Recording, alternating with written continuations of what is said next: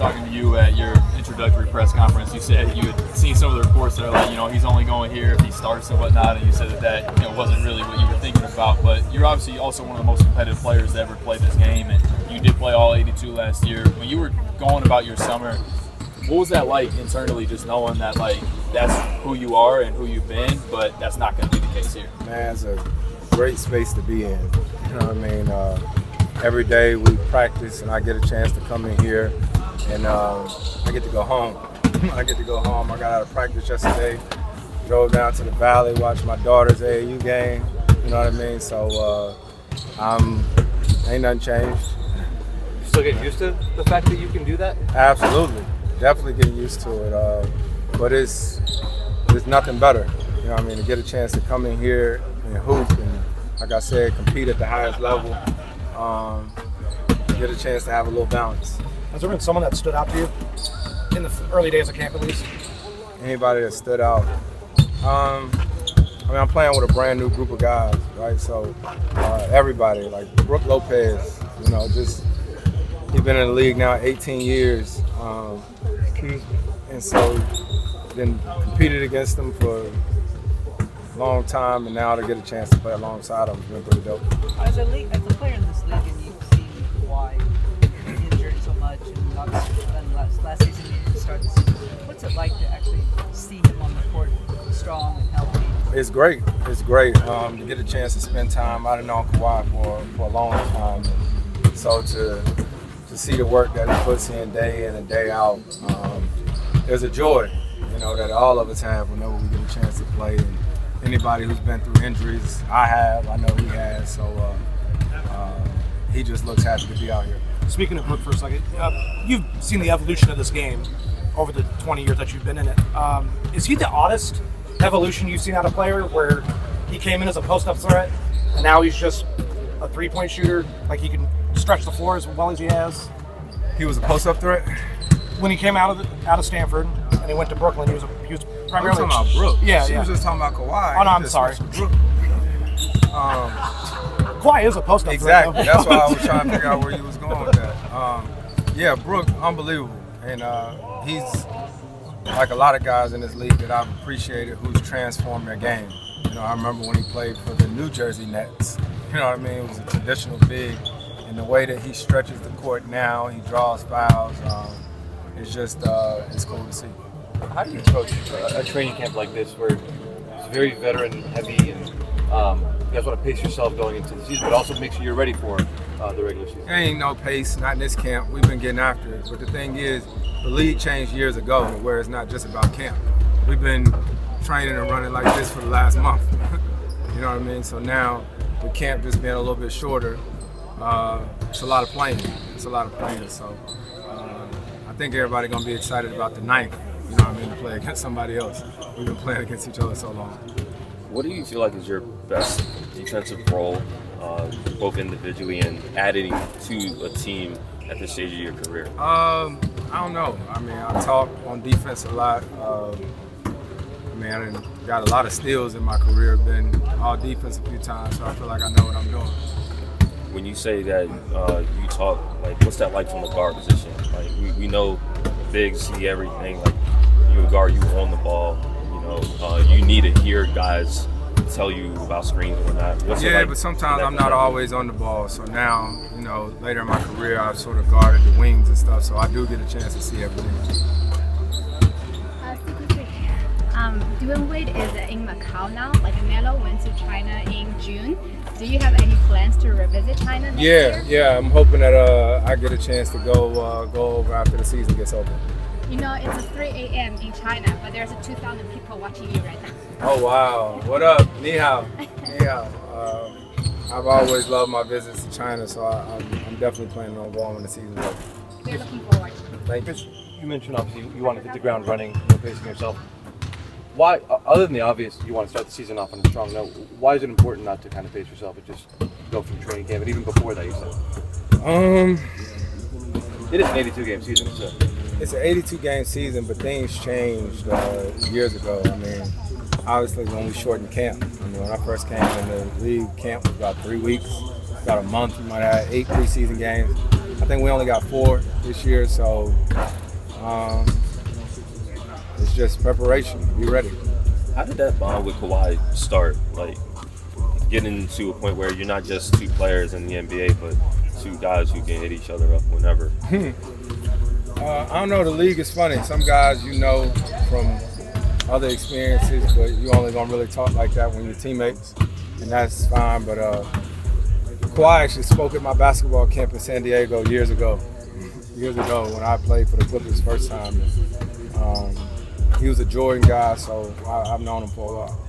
On Media Day, we saw a video that the NBA posted of Blake just congratulating you on being back here and playing another season. And knowing what you 2 meant to this organization, what did it mean to hear from him? Man, it's dope. It's really dope. I'm sure BG, well, I hope, BG get out to a game or something this year. DJ, we still talk all the time. Even though JJ coached the Lakers, I still talk to him all the time. You know what I mean? A lot of guys, Matt Barnes, Jamal Crawford, all us are still well connected. So it's really dope to still have that bond with them guys. No problem. Appreciate it, Chris.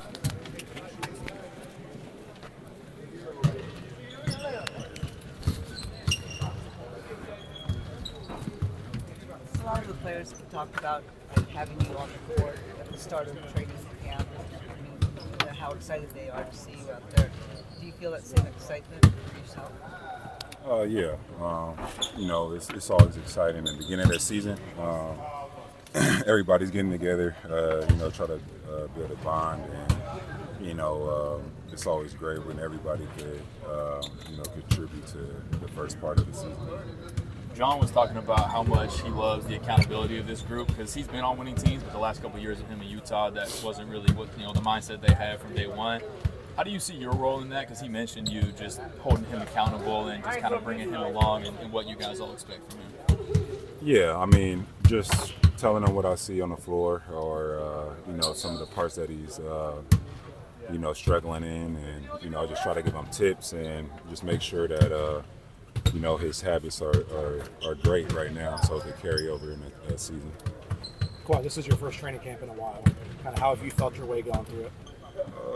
It was good. I mean, I only missed the last year's. The year before that, I started it, so it feels good to be here.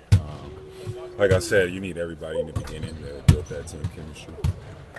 You look at some of the things you guys have touched on last week, at least when you've spoken to us, transition defense and offensive rebounds. How much of those do you think you were able to kind of address with the moves that you guys made in the offseason, and how much of it are things that you actually need to and can work on here at practice? Well, just making sure we're boxing out and getting back. Those are, pretty much what the NBA is now, a bunch of offensive rebounds and transitions. So we got to be elite in both of those categories to succeed. Has there been someone that stood out to you in camp this early? Everybody's been doing a great job, especially the young guys.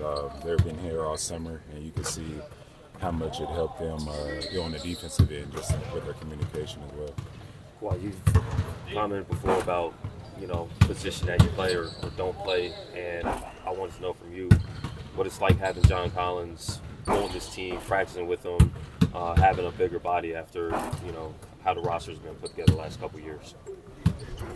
I think it's going to be pretty similar once the season starts. But it's always great to get an additional body that could guard bigger wings, centers, and also John can stretch the floor. Also get post up small, and even his size. So it's a great contribute for us. What's your ideal defensive role? Like, I know you're in a spot where you can guard whoever they ask you to guard, but at this stage of your career, what kind of players do you feel like you're in the best position to guard more often during games? I think everybody really, whatever the matchup is, depends on the night. I'm the same. I can still guard. I can still slide with the best of them. So whoever that the competition is, I'll see what the coaches will see and go from there. What's your plan with training camp as far as the preseason games go? Do you plan to play Thursday, or do you want to kind of work your way up from the games? What do you mean?